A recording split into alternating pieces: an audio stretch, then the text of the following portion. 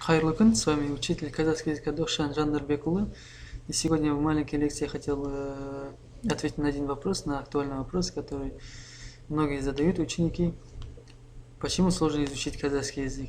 На этот один вопрос есть много ответов, я лишь хочу рассказать об одной из них. Очень мудрый человек сказал, что два типа человека, то есть два вида человека, не может освоить знания. Это первое, это гордый человек, а второе это стеснительный человек. Вот про стеснительность я сейчас хочу с вами поговорить.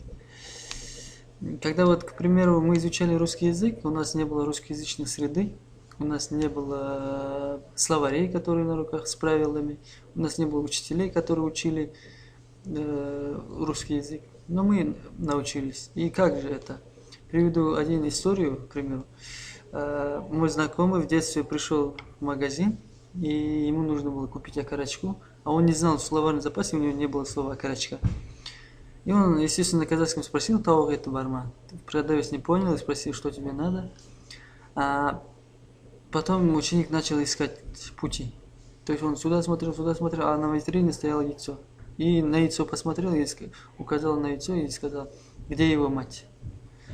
То есть да, смешная история, это потом превратился в анекдот.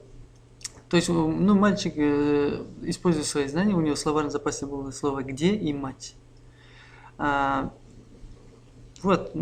Сейчас этот мальчик очень грамотно разговаривает на казахском, на русском языке. То есть, вот такие качества многим студентам, которые хотят изучить казахский или иностранный язык, не хватает вот этого качества, то есть, использовать свои знания. Все ищут пути, чтобы сразу изучить слова, правила, и когда будет использовать они, все грамотно вот так понимать. Но такой методики не существует. То есть все равно у вас будет ошибки при произношении или при расставлении слов и так далее. И, конечно, когда будете использовать свои знания, и кто-то не поймет, или кто-то рассмешит, да, кого-то рассмешит ваше предложение, и будьте к этому готовы.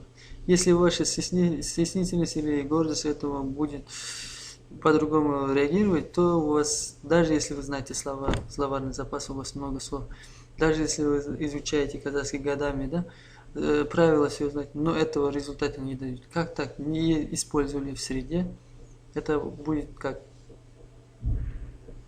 безвредные знания будет у вас храниться. Так что я всех призываю использовать свои знания, хотя они маленькие у вас. Даже если у вас мало словарных запасов, используйте их. И будьте к тому, чтобы кто-нибудь вам этого исправит ваши ошибки или рассмеяться может. Будьте к этому готовы. И тогда у вас все получится. На этом у меня все. Саламдар.